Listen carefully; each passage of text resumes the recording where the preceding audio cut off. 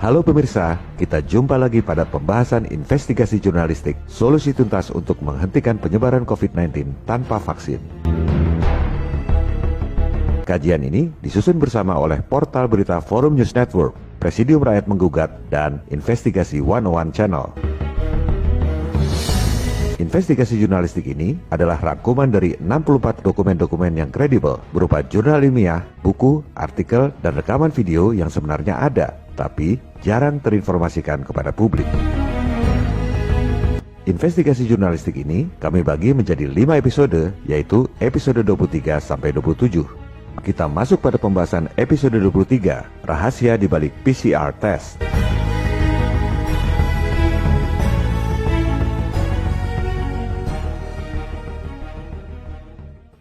Kondisi yang terjadi saat ini adalah Jakarta genting COVID, PSBB. Perkantoran dilarang buka, orang tidak bisa bekerja, tidak bisa sekolah, untuk memutus mata rantai penyebaran COVID. Itulah instruksi yang disampaikan oleh penguasa global yaitu WHO. Ironisnya, di Beijing, orang justru boleh tidak pakai masker. Ini adalah fakta yang menarik. Di Jakarta PSBB, di Beijing boleh tidak pakai masker. Apa sebabnya? Di sini ditulis, karena statistik COVID rendah. Kita lihat datanya. Statistik COVID di Beijing memang rendah. Jauh lebih rendah dibanding Jakarta atau Indonesia. Tujuan dari investigasi jurnalistik ini adalah membuat jumlah korban COVID menjadi rendah, bahkan bisa 0 tanpa vaksin. Melihat fakta seperti ini, pasti ada yang ngomong, untung kita PSBB. Kalau tidak PSBB, jumlah korban pasti lebih banyak. Ini adalah opini tanpa dasar. Sama juga dengan mengatakan, untung kita miskin. Kalau kita kaya, pasti sudah dirampok orang. Inilah yang terjadi. Kebanyakan dari kita nggak bisa bedakan antara hipotesis dengan fakta. Apa sebenarnya bedanya fakta dengan hipotesis? Ini adalah definisi sains yang disampaikan oleh Discovery News. Bedanya antara fakta, hipotesis, dengan teori. Kita terjemahkan. Pensil jatuh ke tanah, itu adalah fakta. Kemudian orang mengatakan, pensil jatuh ke tanah karena gaya tarik bumi. Ini adalah hipotesis, bukan fakta. Dan ini adalah definisi dari sains. Pensil jatuh ke tanah karena gaya tarik bumi itu bahkan bukan teori.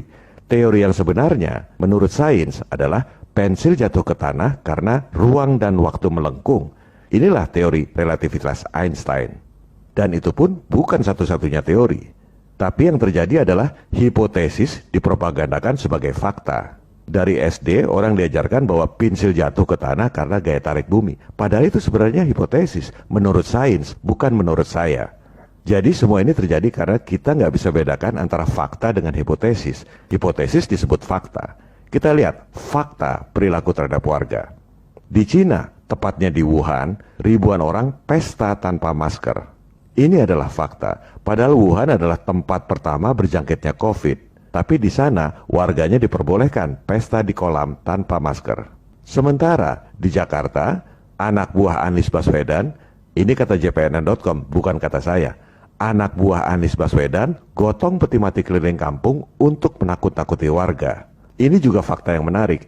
Kita bicara fakta bahwa di negara komunis nggak ada orang gotong-gotong peti mati untuk menakut-nakuti warga. Dan ini terjadi bukan hanya di Jakarta.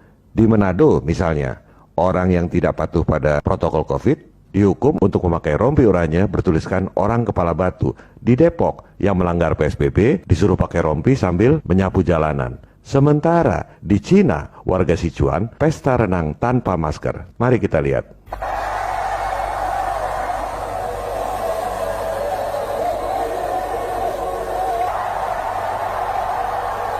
Nah, ini di Cina, yang negara komunis.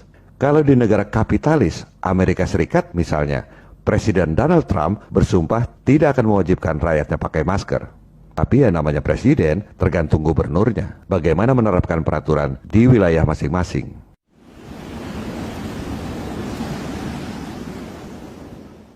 Yang terjadi saat ini adalah penggiringan opini seolah-olah ada pertentangan antara pilih ekonomi atau pilih kesehatan. Jadi digambarkan yang pilih ekonomi gambarnya duit, bahwa yang pilih ekonomi itu memikirkan duit, sementara yang dikorbankan adalah yang memikirkan kesehatan. Ini adalah analisis dari gambar yang ada. Kemudian ditambah lagi ada arit kematian yang siap mengancam. Ini adalah penggiringan opini yang sebenarnya adalah jebakan konflik buatan Nekolim agar rakyat perang sendiri. Jadi, kalau kita dihadapkan pada pilihan, pilih ekonomi atau pilih kesehatan, yang seharusnya kita pilih adalah kebenaran. Jadi, nggak usah pikirkan pilih ekonomi atau kesehatan, kebenarannya dulu yang harusnya kita cari. Sebab kebenaran ini nggak mungkin mengorbankan kesehatan. Kebenaran juga nggak mungkin mengorbankan ekonomi.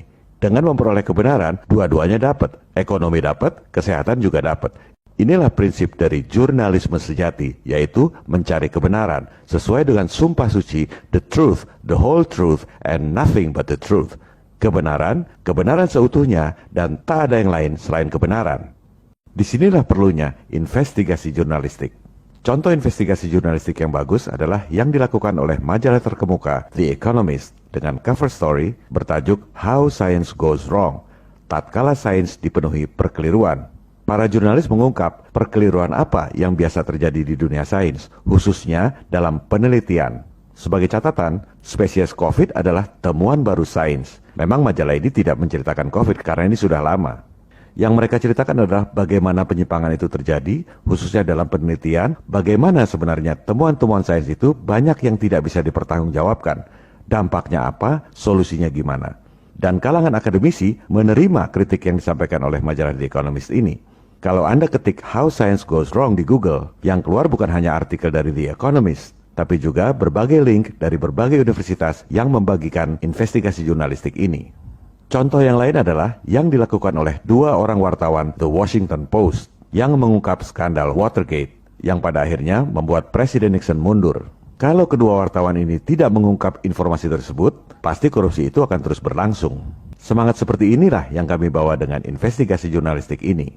Dan ini semua diperlukan karena sesuai dengan pernyataan yang terkenal dari Lord Acton, bahwa kekuasaan itu cenderung korup dan kekuasaan yang mutlak sudah pasti korup.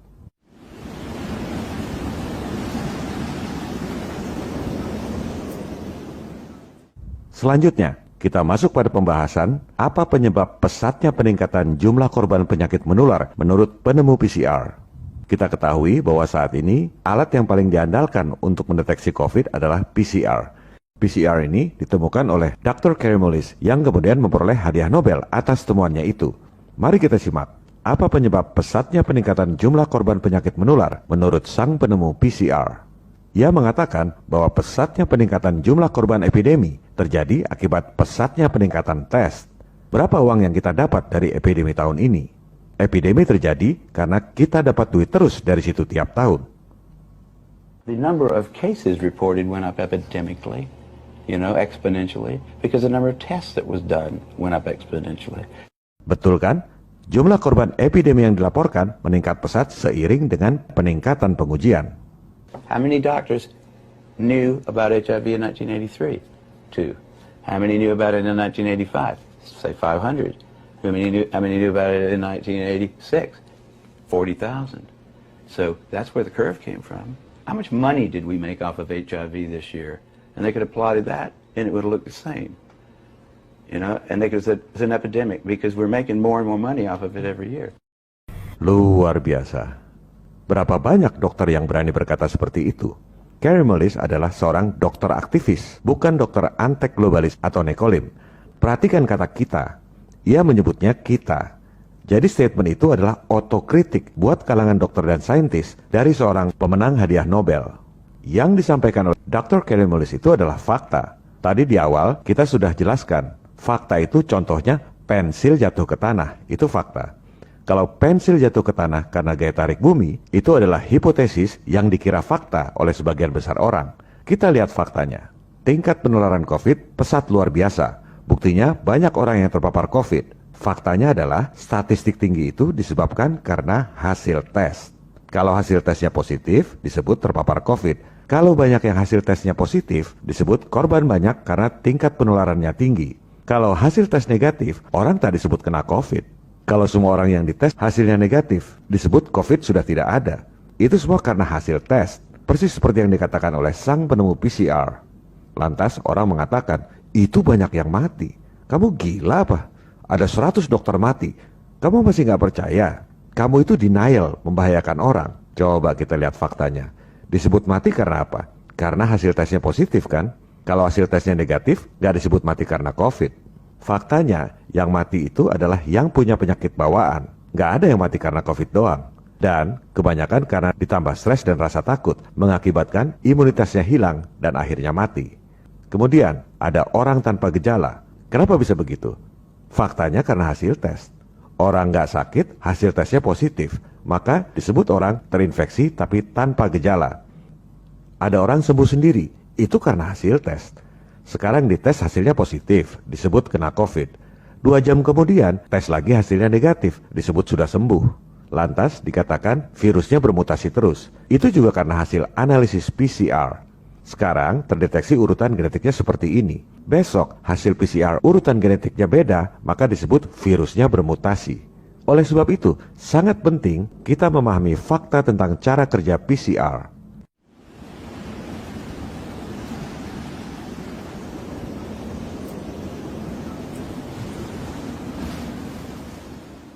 Kita harus tajam dan objektif. Ini ada daftar referensinya. Apa yang kami sampaikan adalah rangkuman dari referensi-referensi tersebut dalam bahasa yang sederhana sehingga mudah dipahami awam. RT-PCR adalah penggabungan 2 metode, yaitu PCR atau Polymerase Chain Reaction dan RT atau Reverse Transcriptase. Kita bahas PCR-nya dulu. PCR ditemukan oleh Dr. Kary Mullis tahun 1983 yang kemudian memperoleh hadiah Nobel tahun 1993. Fungsinya adalah menggandakan bagian tertentu dari DNA dalam jumlah banyak secara singkat. Kita lihat di sini. Bahasa sederhananya adalah alat untuk menggandakan jempol Anda yang ada sidik jarinya. Dari 1 jempol Anda menjadi 1 miliar jempol dalam 30 kali putaran. Itu luar biasa. Jempol Anda jadi ada 1 miliar, masing-masing kukunya sama, sidik jarinya sama, sehingga memudahkan untuk dianalisa lebih lanjut. Pertanyaannya, bisa nggak alat ini menggandakan kelingking Anda? Nggak bisa, dia hanya bisa menggandakan jempol. Bisa nggak menggandakan kuping Anda? Nggak bisa, dia hanya bisa menggandakan jempol. Bisa nggak menggandakan tubuh Anda seluruhnya? Nggak bisa, dia hanya bisa menggandakan jempol. Analoginya adalah seperti itu. Kalau benerannya, PCR ini hanya menggandakan bagian tertentu dari DNA. Bisa nggak dia menggandakan DNA secara keseluruhan? Nggak bisa. Bisa nggak dia menggandakan RNA? Nggak bisa. Bisa nggak dia ngelihat virus? Nggak bisa. Dia hanya mengcopy bagian tertentu dari DNA. Ilustrasinya seperti ini. Dari 2 DNA, dicopy menjadi 4. Dari 4 DNA, dicopy menjadi 16. Hanya bisa potongan DNA itu yang dikerjakan. Dia tidak bisa melakukan hal yang lain. Kalau begitu, fungsinya apa? Setelah digandakan menjadi banyak, yaitu 1 miliar dalam 30 kali putaran saja, ini memudahkan untuk analisa forensik, diagnostik medis atau cloning DNA. Kalau cuma 1 DNA, nggak bisa dianalisa. Karena jumlahnya banyak sehingga mudah untuk dianalisa. Itulah fungsi dari PCR. Dan ini adalah terobosan yang luar biasa. Belum ada tandingannya sampai sekarang. Dari tahun 83, sudah 37 tahun, alat ini tetap dipakai. Karena nggak ada lagi yang bisa menggandakan seperti ini. Sehingga penemunya yaitu Dr. Kary Mullis disebut sebagai intolerable genius dari Berkeley. Jadi memang alat ini secara teknis sangat spesifik. Dia nggak bisa memproses RNA atau melihat virus secara utuh. Kemudian alat ini digunakan oleh para saintis untuk mendeteksi virus. Caranya dengan mengekstraksi RNA yang bentuknya satu untai gini, kalau DNA itu yang double. Nah, RNA ini nggak bisa diproses di PCR karena dia hanya bisa memproses DNA. Dari situlah kemudian protokolnya digabung dengan metode lain yaitu reverse transcriptase atau RT yang ditemukan oleh saintis Jepang 13 tahun sebelumnya. Fungsinya adalah merekayasa RNA yang satu untai ini menjadi DNA rekayasa, disebut complementary DNA atau cDNA, C-nya kecil. Barulah kemudian diproses. Karena kalau langsung alat ini PCR nggak bisa memproses RNA. Dan memang sejak awal, Kary Mullis membuat PCR ini untuk menganalisis DNA, bukan spesifik untuk memeriksa virus. Bahasa sederhananya, prosedur RT-PCR adalah ambil sampel, ambil RNA-nya dari sampel, diproses mesin, kemudian dicocokkan. Saya ulangi, ambil sampel bisa dari hidung, bisa dari paru-paru. Yang sekarang ini swab dari hidung. Dari sampel itu, RNA-nya diambil. Kemudian dimasukkan, kita sebut aja ini sudah gabungan, yaitu RT-PCR, diproses mesin. Hasilnya kemudian dicocokkan. Terus, vonis bahwa Anda terinfeksi COVID atau tidak, caranya gimana?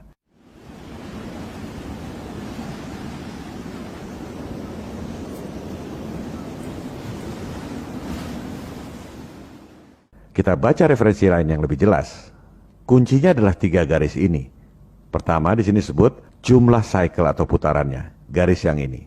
Ini menandakan berapa kali putaran, 10, 20, 30, 40, 50. Ini satu garis. Kemudian, yang kedua adalah fluorescent-nya, yang ini, garis yang ini. Dan ketiga, yang disebut threshold value, ini threshold-nya. Jadi 3 garis ini. Di sini disebut bahwa kalau CT value, ini CT value-nya, ini yang dari RNA yang diambil dari tubuh Anda, kalau semakin rendah ke sini, ke sebelah kiri, artinya terindikasi Anda mengandung virus yang banyak. Terindikasi. Jadi ini di garis ini. Semakin dia ke kiri, semakin sedikit, irisannya dengan threshold ini yang sudah ditentukan. Kalau semakin ke kiri, indikasinya Anda mengandung banyak virus. Kemudian, di sini disebut kalau kurang dari 40, berarti dianggap Anda positif. Jadi kata kuncinya adalah indikasi. Kalau semakin ke kiri, bertemu dengan garis ini, indikasinya virusnya banyak. Kalau kurang dari 40, irisannya ini, maka dianggap hasilnya positif. Nah, jadi nasib Anda terinfeksi COVID atau tidak, PSBB atau tidak, di PHK atau tidak, adalah tergantung 3 garis ini. Virusnya kelihatan nggak? Ya enggak. Nggak kelihatan sama sekali virusnya. Ini adalah fakta. Orang pikir dengan PCR mungkin virusnya kelihatan. Padahal tidak.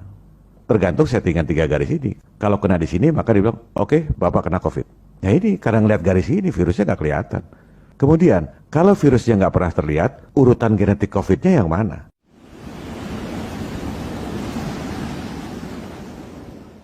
Nggak ada di 3 garis ini.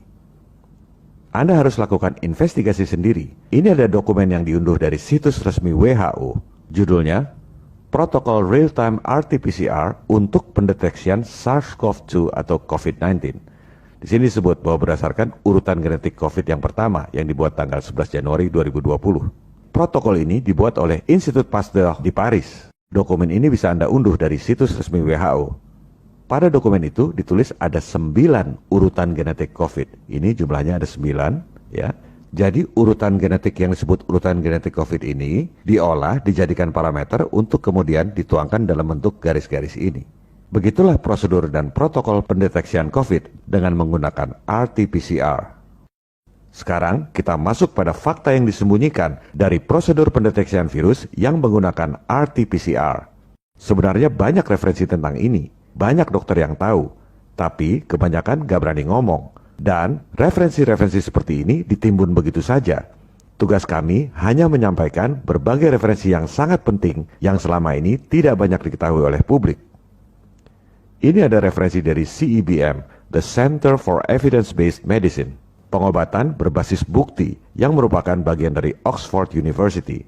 Judulnya, kalau hasil tes PCR Anda positif, Anda terinfeksi COVID atau tidak? Ini baru pertanyaan yang bermutu dan dijawab dengan fakta. Tulisan ini dibuat tanggal 5 Agustus 2020. Di situ ditulis, PCR itu alat yang handal untuk mendeteksi RNA. Tapi, apakah RNA tersebut milik virus menular atau bukan? Gak jelas. Dengan kata lain, tidak jelas apakah RNA yang diuji itu milik virus atau bukan. Kemudian, dalam kesimpulan, ditulis, hubungannya dengan penyakit menular gak jelas. Dibutuhkan lebih banyak data untuk itu. Artinya apa? Tidak jelas hubungan sebab akibat antara RNA yang diuji dengan penyakit menular.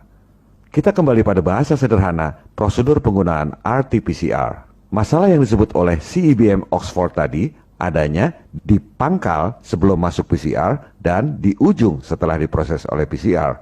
RT-PCR-nya sendiri nggak ada masalah. Namanya mesin, tergantung dimasukkan apa dan dicocokkan dengan apa. Itu tidak diatur oleh PCR, tapi tergantung yang make, tergantung panduan prosedurnya. Lebih jelasnya lagi, masalah yang disampaikan oleh Oxford tadi terletak pada prosedur pengambilan atau ekstraksi RNA dari sampel swab. Dan masalah di ujung dicocokkan dengan apa. Jadi masalahnya ya 2 ini, sebelum dan sesudah, di pangkal dan di ujung. Sekarang kita dengar referensi standar dari DNA Learning Center yang berjudul penggunaan RT-PCR untuk pendeteksian COVID. Kita dengarkan, sampel swab yang diambil dari hidung Anda itu isinya apa? The swab of a person with COVID-19 will contain a mixture of human cells, virus particles, and other microbes.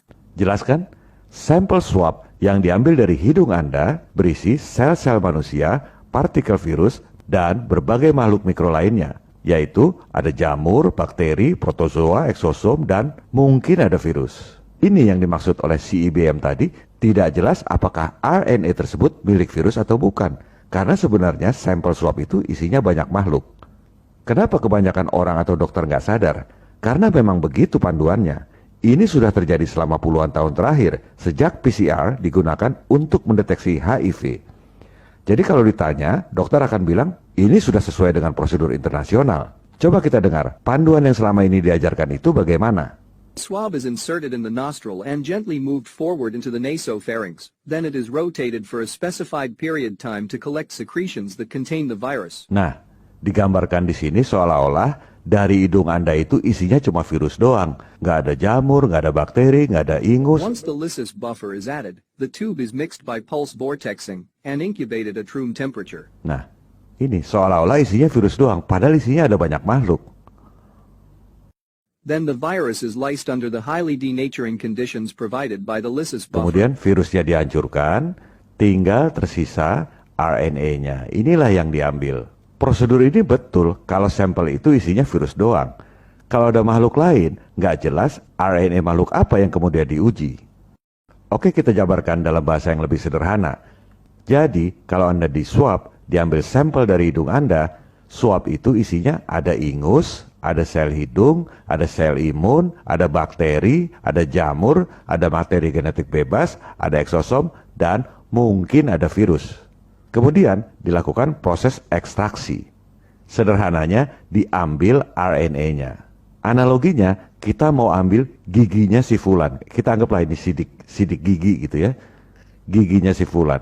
Di ruangan itu ada 10 orang. Ada si fulan, si badu, si budi, dan lain-lain. Kemudian yang dilakukan sekarang ini 10 orang itu dikasih air keras misalnya. Dikasih larutan kimia hingga badannya hancur semua. Nggak bisa dikenali lagi. Tinggal tersisa giginya. Nah, gigi itu diasumsikan sebagai giginya si fulan. Padahal bisa saja itu giginya si budi, si badu, dan lain-lain. Jadi, sebenarnya nggak jelas RNA makhluk apa yang kemudian diuji oleh PCR. Ini masalah sebelum masuk mesin PCR. Sekali lagi, prosedur ini sudah dilakukan selama puluhan tahun terakhir. Ini antara lain yang membuat Dr. Kary Mullis, penemu PCR dan pemenang Nobel, sangat tidak suka alatnya digunakan untuk memvonis orang kena AIDS. Kary Mullis wafat 5 bulan sebelum berjangkitnya COVID. Kalau masih hidup, saya yakin dia yang akan teriak paling keras soal COVID ini. Nah, seharusnya gimana kalau kita mau ngambil giginya si fulan? Padahal ada 10 orang di dalam ruangan. Ya gampang aja kali, pisahkan aja dulu si fulan. Si fulan ini, misalnya ini fulan, kita pisahkan dulu dari si badu, si budi. Setelah dipisahkan, misalnya mau dikasih air keras supaya badannya hancur, tinggal tersisa giginya, nggak ada masalah. Prosedur kesananya sudah benar. Jadi sebenarnya tinggal nambah satu prosedur. Karena di sini sampel isinya banyak, untuk memastikan ini adalah giginya si fulan atau RNA-nya si virus, virusnya dimurnikan dulu, istilahnya dipisahkan, bahasa teknisnya dimurnikan. Jadi sebenarnya cuma nambah satu prosedur, murnikan dulu virusnya. Kita akan bahas solusi ini di episode 27. Selanjutnya, kita masuk ke ujung masalah. Dicocokkan dengan apa? Virusnya nggak kelihatan, urutan genetiknya juga nggak kelihatan. Hanya ada 3 garis yang dibuat oleh penguasa medis global. Pertanyaannya, kenapa nggak bikin panduan sendiri? Kita buktikan bahwa para saintis yang tentukan urutan genetik COVID pun bisa salah.